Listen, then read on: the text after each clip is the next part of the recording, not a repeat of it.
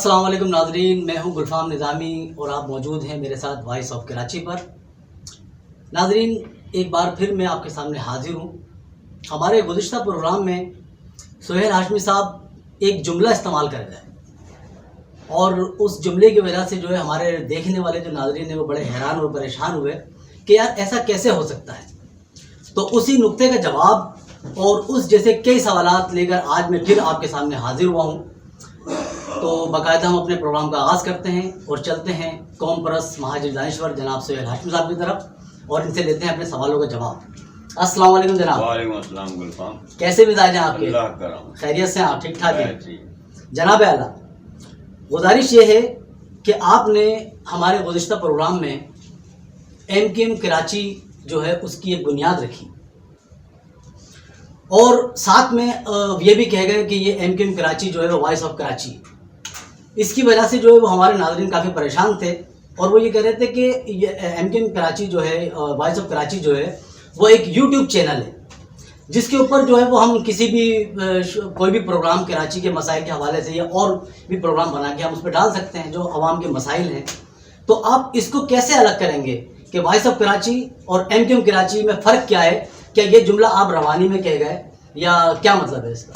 نہیں، دیکھیں گلفام صاحب، میرے کہے ہوئے جملوں کو آپ کسی بھی چیز کی بنیاد نہ بنائیں، اس لیے کہ میں نے اس میں واضح کیا تھا کہ MKM لندن، MKM پاکستان، تو پھر MKM کراچی بھی ہو سکتی ہے، اس میں کوئی حرج نہیں ہے، میں نے بنیاد نہیں رکھی تھی۔ اب رہا وائس آف کراچی، تو وائس آف کراچی تو سوشل پالیٹکس کے ایجنڈے پر ایک NGO کی پوزیشن میں، ایک NGO کی پوزیشن میں عرصہ دراز سے کام کر رہی ہے، تو وائس آف کراچی ایک NGO ہے۔ اور اگر کوئی اوورسیز میں مہاجروں کی نمائندگی کرنا بیٹھ کے اپنے ساتھ اس نے برطانیہ کا لاحقہ لگا رکھا ہے اور کسی نے پاکستان کو سے خود کو جوڑ رکھا ہے، تو پھر MKM کراچی کا بھی معاملہ آئے گا، اس لیے کہ یہ بھی منی پاکستان ہے۔ جی بہتر، بہت شکریہ، ٹھیک ہے، تو اس کی وضاحت ہو گئی۔ اب ہم آتے ہیں اپنے سوالوں کی طرف۔ تو جناب اعلیٰ، MKM کراچی آپ نے بنا دی، تو یہ MKM کراچی جو آپ نے بنائی ہے اس کا وجود ابھی آپ نے دیکھا رکھ دیا ہے یا یہ صرف ہوا میں باتیں ہو رہی ہیں؟ بنانی دی، یہ تو از خود تشکیل پا رہی ہے بھائی۔ آپ ایک سوال کو بار بار ریپیٹ تو کر رہے ہیں، لیکن میں تو یہ بتا چکا ہوں کہ یہ تو از خود تشکیل پا رہی ہے نا۔ جب MKM لندن ہوگی، MKM پاکستان ہوگا، تو منی پاکستان کا مہاجر کہاں جائے گا، سکھر کا مہاجر کہاں جائے گا، شکارپور کا مہاجر کہاں جائے گا، حیدرآباد کا مہاجر کہاں جائے گا، میر بخار کا مہاجر کہاں جائے گا؟ کیونکہ پاکستان اتنا بڑا ہے کہ 7 قومی اسمبلی کے 7 ممبر پاکستان کی نمائندگی نہیں کر رہے ہیں یا کراچی کی نمائندگی کر رہے ہیں، لیکن رونا پیٹنا پاکستان میں۔ یعنی آپ نے جو ہے وہ کام شروع کر دیا اس کے اوپر؟ کام شروع ہو گیا ہے، میں نہیں کر دیا، کام شروع ہو گیا۔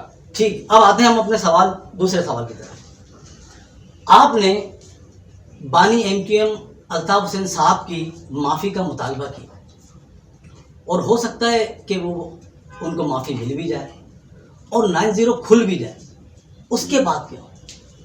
کچھ نہیں ہوگا اس کے بعد۔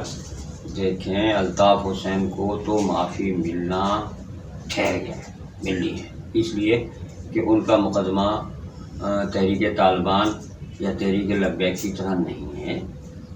ان کا معاملہ، ان کی پوزیشن اور سچویشن ایک الگ چیز ہے۔ ان کا مقدمہ مضبوط ہے، انہیں معافی بالکل مل سکتی ہے اور 90 بھی کھل سکتا ہے۔ اب الطاف کو معافی مل سکتی ہے، مگر یہ طے نہیں ہے کہ الطاف کسی کو معاف کر دیں گے، ایسا ممکن نہیں ہے۔ ٹھیک ہے، اب آتے ہیں دوسرے سوال کی طرف۔ ہاشمی صاحب، کراچی میں مہاجروں کے حقوق کے لیے تینوں دھڑے اگر متحد ہو بھی جائے تو اس سے کراچی کا مسئلہ حل ہو سکتا ہے؟ بہت بڑا نقصان پہنچے گا گلفام بھائی۔ یہ حسرتیں، یہ خواہشات ہمیشہ کے لیے ختم کر دی جائیں۔ اگر یہ تینوں دھڑے جس میں مہاجر قومی موومنٹ کو آپ شامل نہ کریں، وہ دھڑا نہیں ہے، وہ ہماری مدر پارٹی تھی، مدر پارٹی ہے، ٹھیک۔ اگر یہ باقی دھڑے آپس میں متحد بھی ہو جائیں تو اس کا نتیجہ صرف یہ برآمد ہوگا کہ آپ کے قربانی کی جانوروں کی کھانے چھینی جائیں گی اور آپ کے سیکٹر اور یونٹس میں ایک دفعہ پھر زبردستی طلاق اور نکاح ہوں گے۔ لہذا خدا کے واسطے یہ حسرت اور یہ خواہش ہمیشہ کے لیے ختم کر دی جائے۔ تو آپ کے پاس کراچی کے معیشت کو سنبھالنے کے لیے کیا حل ہے؟ میرے پاس دیکھیں، میں ماہر معاشیات تو نہیں ہوں، لیکن جو چیزیں نظر آ رہی ہیں وہ آپ دیکھیں۔ ایک تو مہاجروں کو نوکریاں نہیں مل رہی، ان کو روزگار میں اثر نہیں ہے۔ پھر یہ خیراتی دسترخوان لگا دیے گئے نا کراچی کی سڑکوں پر، اس کا سب سے بڑا نقصان آپ کو معلوم ہونا چاہیے، وہ یہ ہو رہا ہے کہ جو ٹھیلے اور پتھارے لگا کر ہمارے بچے دال روٹی کما رہے تھے، اب وہ خیراتی دسترخوانوں نے ان کی بھی دکانیں بند کر دی ہیں۔ اب ہم خوش ہو رہے ہیں حیدرآباد یونیورسٹی کا بل منظور کروا لیا۔ کیوں بیوقوف بنا رہے ہو لوگوں کو؟ اس میں کتنی مدت لگے گی؟ اور یہ تو بتاؤ، آپ یونیورسٹی بنا دو گے، اس میں جو آپ کے اعلیٰ تعلیم یافتہ ڈاکٹر، سائنسدان اور انجینئر پیدا ہوں گے تو ہمارے پاس انہیں روزگار دلانے کا کوئی ذریعہ ہے؟ وہ تو بے روزگار پھریں گے۔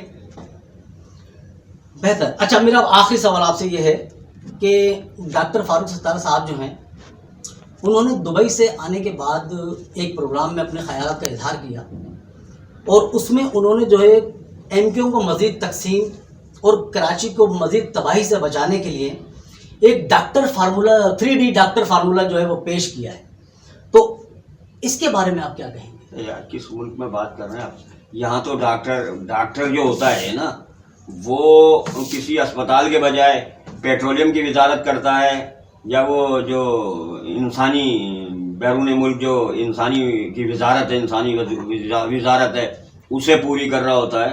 تو یہاں ڈاکٹر واکٹر کا کام نہیں ہے بھائی، یہاں ڈاکٹری واکٹری نہیں چلے گی۔ یہاں پر آپ یہ بتائیے کہ لوگوں کو جو درپیش مسائل ہیں وہ کیسے حل کیے جائیں۔ کیا ایلوپیتھک سے علاج کر رہے ہو آپ؟ ہومیوپیتھک سے علاج کرو، حکمت سے علاج کرو گے کیا کراچی کے مسائل کا؟ ذہانت اور خلوص کے ساتھ کرو گے جو آپ کے پاس نہیں ہے۔ اب اگر ہم بہادرآباد کے قلعے میں محصور ہو کر بیٹھ جائیں تو اس شہر کے مسائل کون حل کرے گا؟ میں نے آپ سے ابھی اسی لیے کہا تھا کہ الطاف کی معافی سے ڈرو، وہ کسی کو معاف نہیں کرے گا۔ بہت شکریہ آپ کا ہاشمی صاحب، آج پھر آپ ہمارے پروگرام میں تشریف لائے، اور انشاءاللہ تعالیٰ آپ کو ہم پھر دعوت دیں گے اپنے پروگرام میں آنے کے لیے۔ تو ناظرین، آج ہمارے سوالات آپ کے سامنے تھے، اور اس کے جوابات ہاشمی صاحب نے جو ہے وہ بالکل کھلے دل کے ساتھ دیے ہیں۔ تو انتظار کیجیے ہمارے اگلے پروگرام کا کہ اس میں ہم آپ کے لیے کیا لے کے آتے ہیں۔ تب تک کے لیے گلفام نظامی کو اجازت دیجیے۔ اللہ حافظ۔